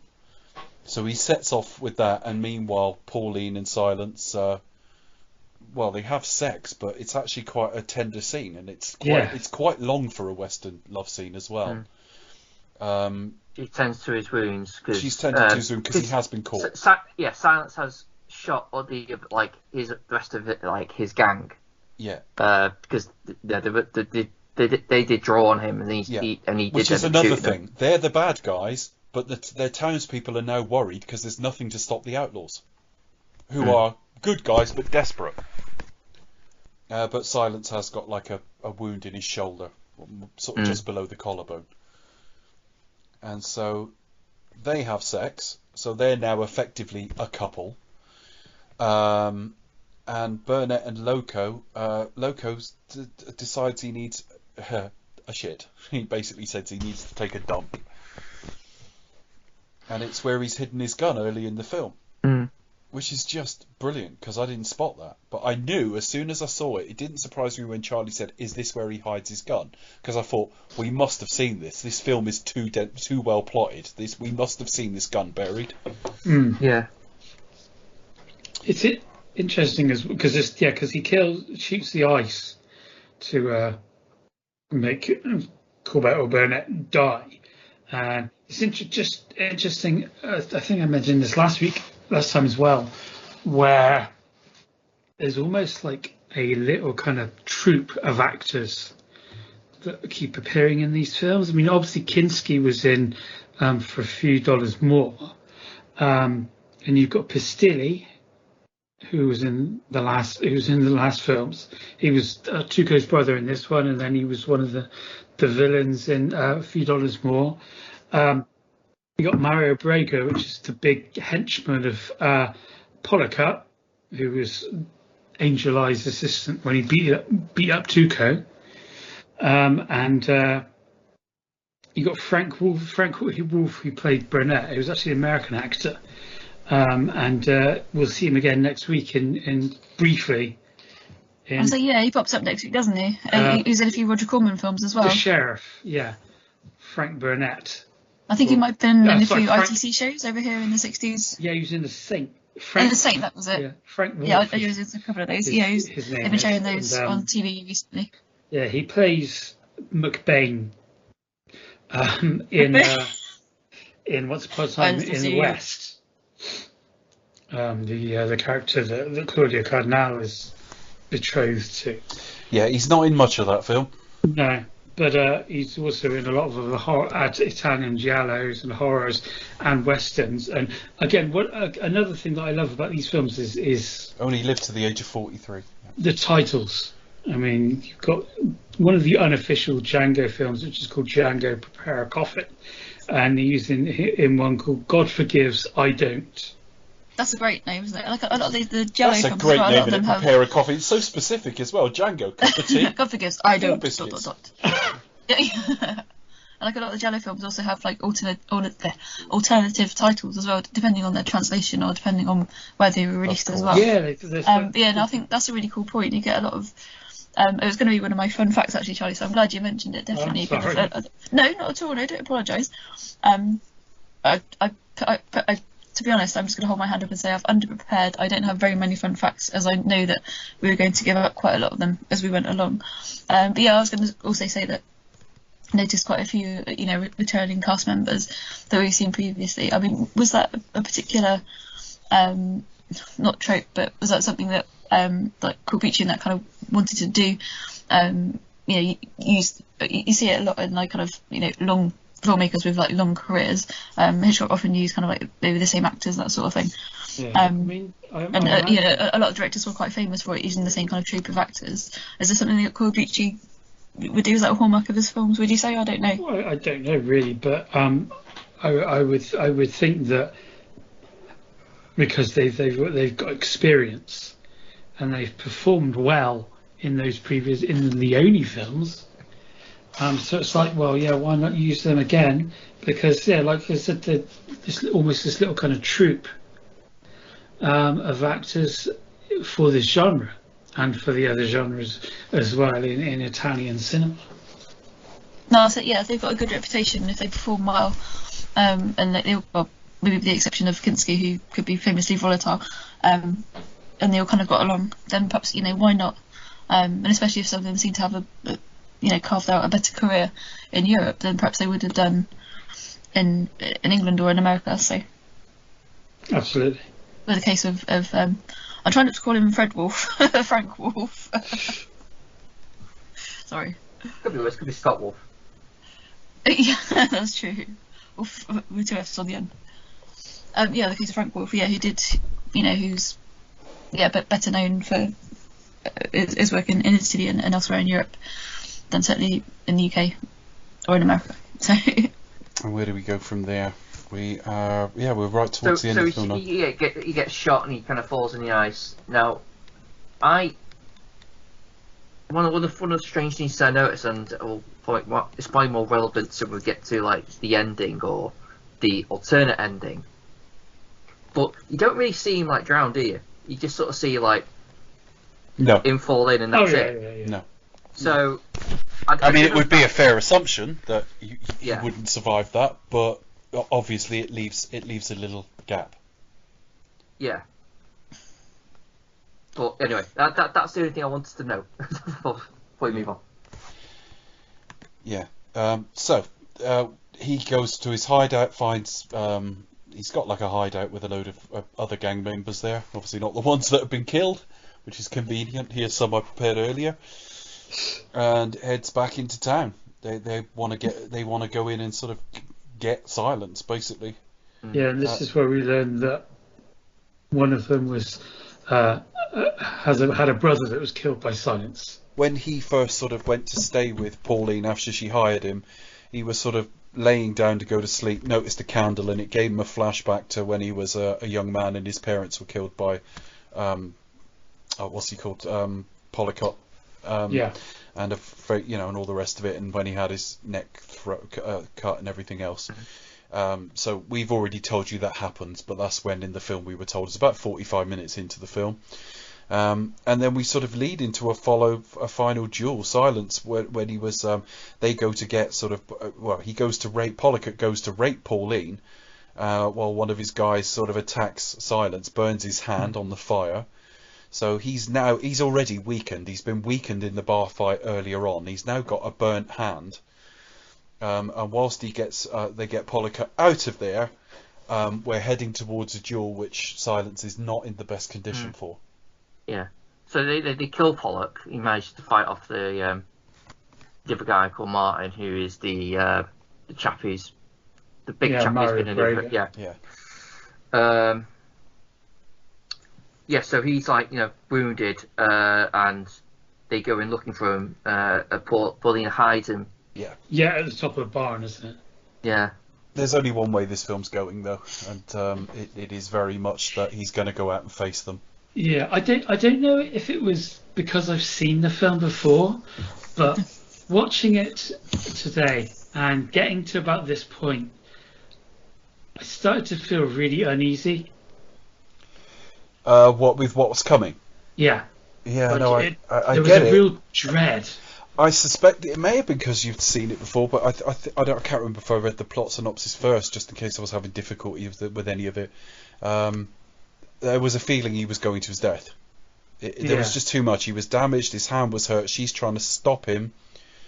But that's not, let's say, unheard of in a Western. You can still, like, hear her die, but can still save the day. Oh yeah, that's the thing. It's kind of on the base. It is the classic Western. The hero is going to stride into town to face down the bad guy. But in previous Westerns, he would save the day. But also, they've said to the outlaws that if you come into town, there's loads of food for you. And so all the outlaws come down, and then they tie them all up, and they put them in the bar. Yeah. In the saloon. There's just logically, I know logic goes out the window and they're all super shots, but it would epically have to go out of the window here. There's just too many of them tied up and too many people with guns on him, and he's hurt. It just feels like he's going to his execution.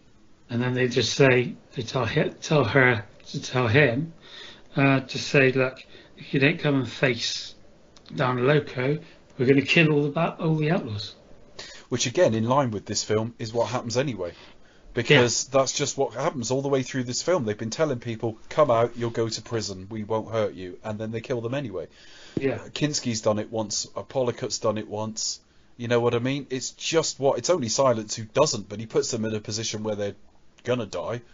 So...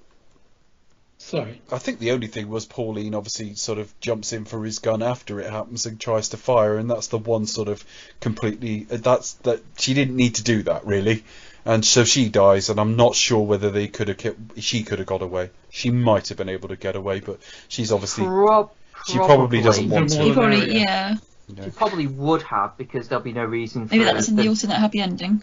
Yeah, no reason to kill her.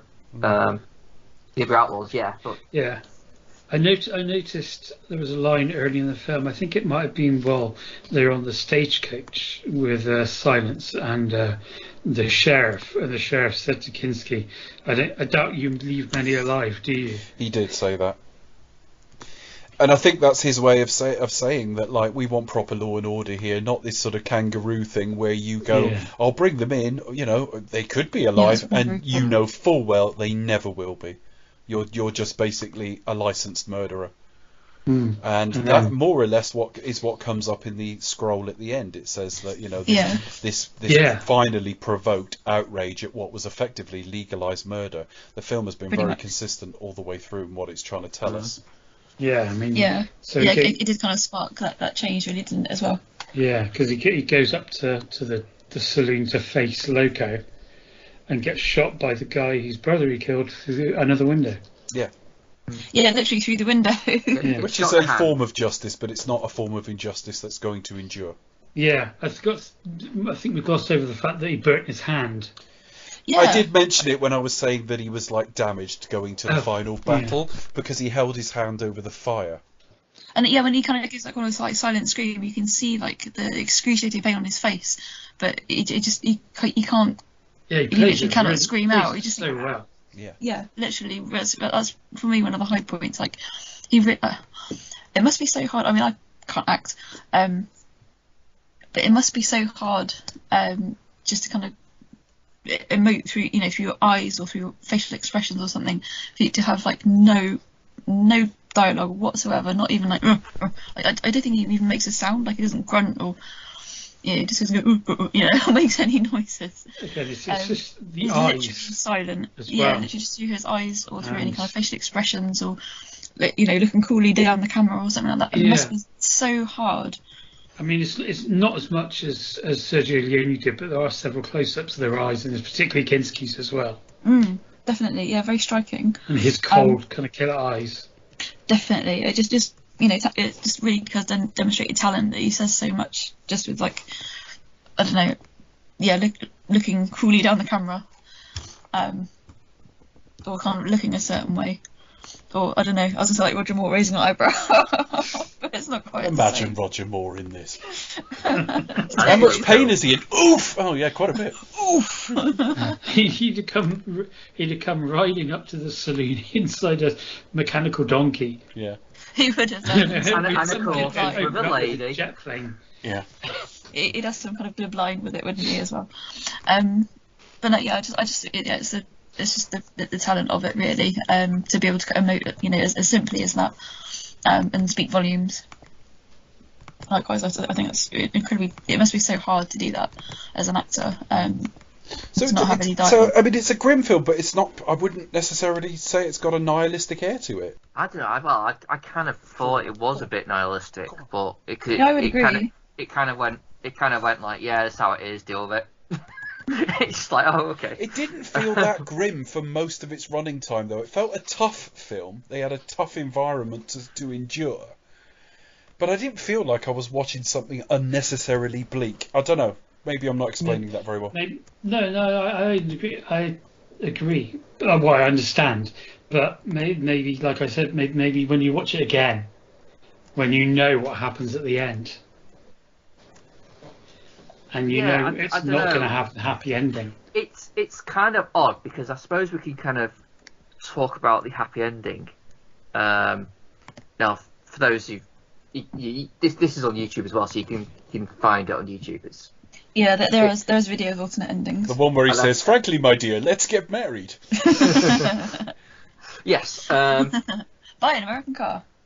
Now, but essentially what happens to the happy ending is the direct opposite. Literally the direct opposite. Like they suck bullets out of him. Yes. So the sheriff, he comes out of nowhere. If at start he's not shot in the hand or anything coming to. Loco appears at the entrance of the bar, and they're about to draw, but then the sheriff actually turns up, so he's actually not drowned, and then shoots Loco, and then he draws a gun and shoots all the other guys with his Mauser, and then everyone's freed. It's like, hey, and you're my new deputy, and everyone's happy, and it's all just marvelous. and he evil deaded himself, hasn't he, with his hand? Yes. So he's got that's one thing I wasn't sure, because it's like I've got a metal glove or something like. So I don't know if that was. I'm not sure, because that was like his hand was burnt. I was like, well, what's that going to do for you? But I mean, that was the only thing I wasn't too sure about.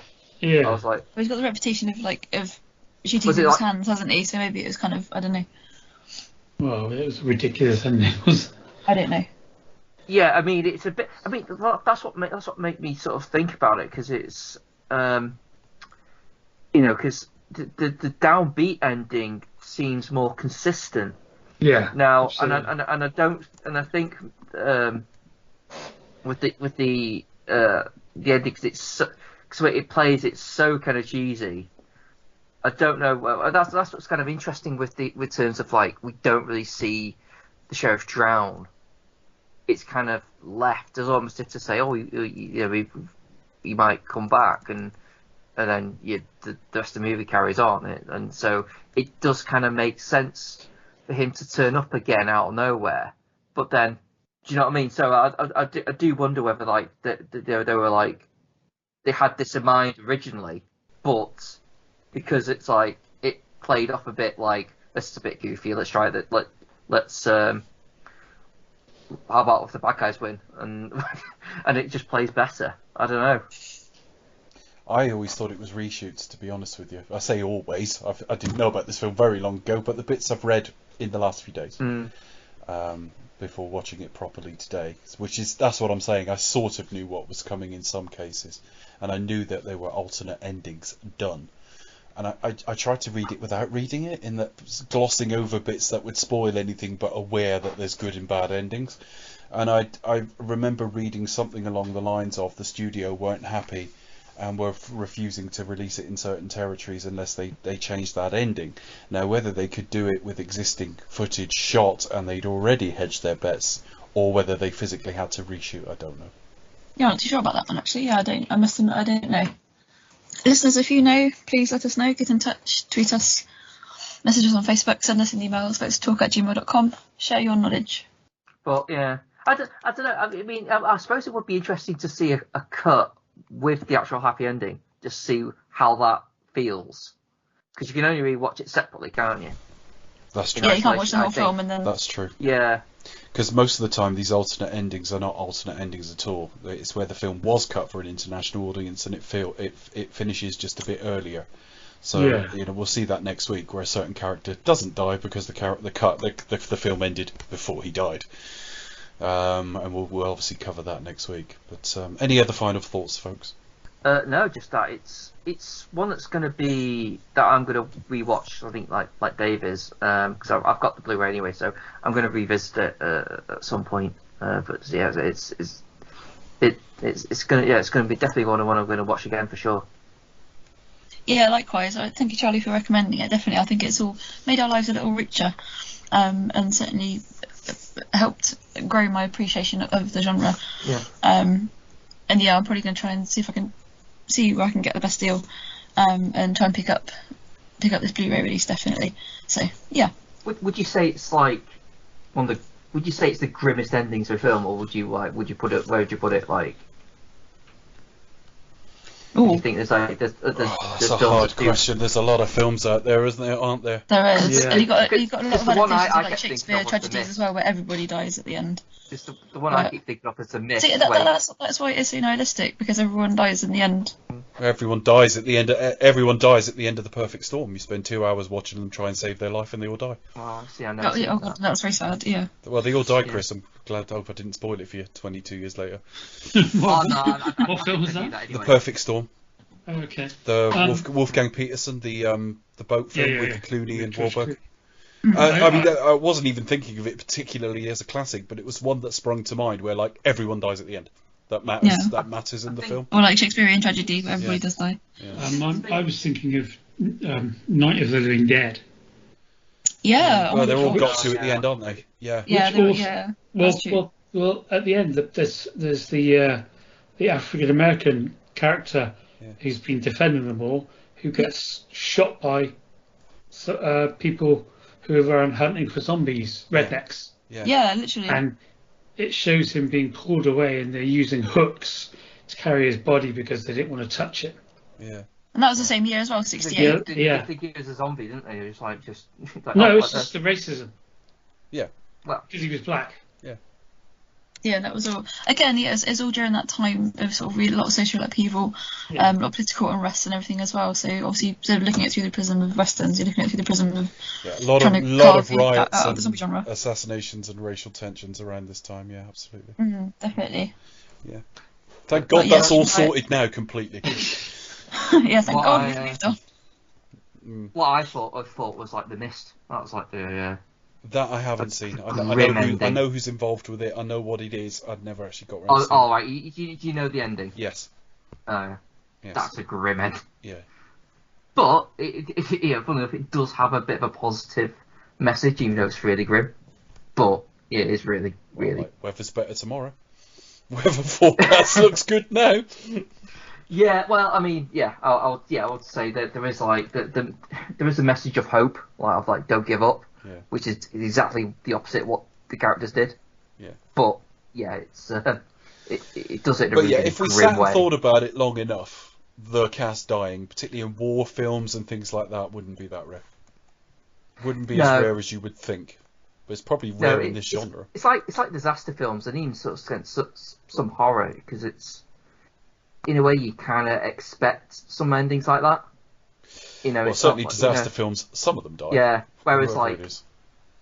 this, for example, you expect the direct opposite. So when you get this ending, it's a bit more like, oh my god. I'd have found it I'll less. take I that. would have found it less traumatizing if Shelley Winters just was the one in everyone. Just Shelley Winters has a heart attack in every disaster film, and then you can relax. Nothing bad's going to happen.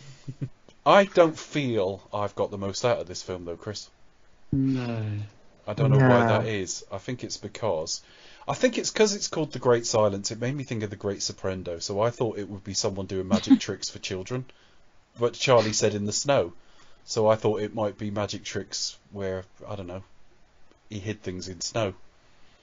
And it wasn't, which makes me a bit embarrassed that I don't know anything.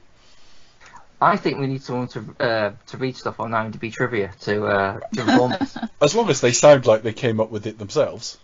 Oh, of course. All right, I think fabulous. that's what I'll have to do because I'm underprepared. I kind of thought I'll know you guys and Charlie will provide the expert knowledge. So I will go in. Well, hang on a minute. unprepared. Then I think, well, to finish my thought there, I think I get the most out of this film by remaining completely uninformed. What about you, Chris? Well, Listen, if you want to find out more, I recommend buying the Masters of Cinema release. did I steal your only fun fact? No, I literally hadn't got around to it. I kind of thought because what usually happens, you guys, I'll do my introduction bit. I'll come in when prompted, and then you guys take the floor, and I'll just be like in the background, quick do fun facts while I'm typing away in the background. But I haven't done that tonight. I've tried to engage a little bit more. Yeah, no, I did notice that you were kind of really engaged, which is nice. I don't mean to be rude. I do apologise. No, But yeah, I kind of really? because it's a new film to me, and I really enjoyed it. I have kind of a fact. I mean, it's not really a fact, Well, but it's not true. It's more of a tribute. Well, it's true, but it's like so. All What? right, go on. Clint Eastwood wanted to do an English version of this. An English Oh, film. really? But Top of the morning to you. Very sparky today, isn't it? Yeah. Yeah, he wants to do it. He wants to do like his version of it with him playing Silas. But set in Humberside. yeah. Oh, bloody parky this morning. Isn't that basically Get Carter, but like it's sort of bleak post-industrial landscape? Yeah. Although having said that, it's interesting. Like, if you do go on IMDb.com, and one of the facts is remade as a Japanese samurai TV series. So obviously it was inspired by Yojimbo, made into Western or At least we know the lead wouldn't have had any problems anti-Western. learning his lines every week. No, that's it. You got no lines to learn. So yeah, it was inspired by kind of Japanese samurai epic, made as a post-spaghetti western, or post as an anti-western, and then it was again remade as a Japanese samurai series. So I think that's kind of interesting. It's been through the, I don't know what you want to call it, through the washing machine and out again. With Seven Samurai and A Fistful of Dollars. Sorry, Yojimbo and A Fistful of Dollars. And Seven Samurai and the Magnificent Seven. Yeah. That's the one, exactly. They've been through that western washing machine. Yeah, I know one fun fact that is about as fun. Well, it's probably the fun element is probably suitable for this film. Is that Klaus Kinski apparently had a fight with Frank Wolff. Oh, really? Because Frank Wolff was Jewish, and Klaus Kinski said that because he was German, he hated all Jewish people. Oh, really? Yeah. Oh my god. Oh dear. Awkward. Yeah, awkward. Yeah. Speaking of Clint Eastwood, Pauline Vanessa McGee did go on to be in the Eiger Sanction from 1975 with him, and she was in stuff. She was in Repo Man. She was in blaxploitation films. Because I recognised her. Directed by Alex Cox. It was one of the Shaft sequels I've seen her in. Yeah, Shaft in Africa. Yeah. That's where I've seen her before. Yeah. And she was in I was trying to think, Blackula. why did she look so familiar? I was like, Blackula. See, the reason I said Shaft in Africa is I try to only speak where I'm sure, and I'm sure I've seen Shaft in Africa. I'm only about 51% sure I've seen Blackula. I don't know if it's so familiar to me that I haven't actually seen it, but I think I have. She's in Cagney and Lacey. Oh my god. Wow. What else have we got? I don't know if it's still in print, but Blackula, the Masters of Cinema did a great DVD, Blu-ray, of Blackula and the sequel, which I think is Blackula Screams Again. Oh, it probably is. It'll probably still be out there. Blackula, the complete collection, dual format Blu-ray. Cool. That is. Let me look. I think we're sponsored by Masters Pam of Cinema Grier, tonight, awesome, aren't we? yeah. Pam Grier's in it. Legend. Hang on a second. I want to see if this is Masters. Am I looking at the same thing? Yeah, it's got a 32-page booklet. It's it is. That looks like Masters of Cinema to me. Yeah, introduction by Kim Newman. That's a Masters of Cinema release. Oh, Kim Newman. Yeah, still in print. That's nice because £11.45. That's not outrageous. No, the two films exactly, and it's because these films sometimes, because of rights and whatever, and they go out of print sometimes, and it's difficult to get them back into print for that reason. You had this window to do it. It's bringing up Foxy Brown, Black Mama, White Mama, and it's bringing up some Italian horrors as well in the suggestions. Awesome. Okay. All right. Well, if we've been facted as much as we're going to be facted, you can find me at the Pasty Kid 1976 on Twitter. That's fact, folks. You can find me at Cinema Shots on Twitter. You can find this podcast on Podbean. And you can find the Catherine Bigelow film, Detroit, on Amazon Prime while I'm looking at it. Cool. My favourite film of that year, 2017, it was, I think. Okie dokie. And guys, if you want to check out this film, The Great Silence, it's now available from Masters of Cinema, but you can also watch it on YouTube for free, and it's also available to stream on Prime and other good services. If you want to check us out, we are Do You Expect Us to Talk? You can find us on Facebook, Do You Expect Us to Talk, on Twitter at Expect Us to Talk. On YouTube, just search Do You Expect Us to Talk, and you can find us all on there. All the series that we've done so far are on there. But whatever platform you listen to us on, don't forget to rate us, review us, to like us and share us on your podcatcher of choice. Helps us to rank higher and attract more listeners. If you're listening to us, just pop a little status update on your socials. Say, I'm listening to Do You Expect Us to Talk? Just share that status, and hopefully you'll get other people listening to us as well. So you can find me on Twitter at Films on Wax. Okay, so we're back online. Well, that's two in about 2 weeks by the time we release this, so we're on fire. We're going to go back to Sergio Leone next. I actually, for some reason, even though I've known this film really well, I think it's because On Her Majesty's Secret Service is my favourite Bond film. I think I erroneously thought that was the one we're going to do is 1969. It's actually listed as 68. But whether it was released in this country a bit late, it's the same year as this, but you can debate which one was first. But we are back for another Leone, and I unabashedly say it's my favourite, which means Becca.